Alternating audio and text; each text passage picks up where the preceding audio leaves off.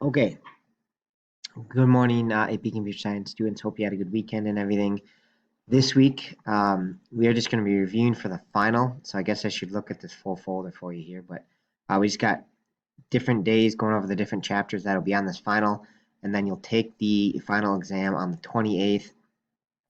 Make sure you get it done this day, right? If you are going to be gone and can't take it that day, talk to me, and you could take it earlier in the week if needed. I can always open it up for you. You could work ahead.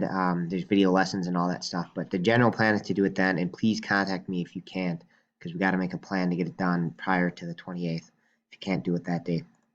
As far as today goes, there'll be a short kind of lesson and then a few other things to help you review. There's a Kahoot. We'll be playing it live together as a class. Otherwise, you can do the asynchronous version here. There's a link.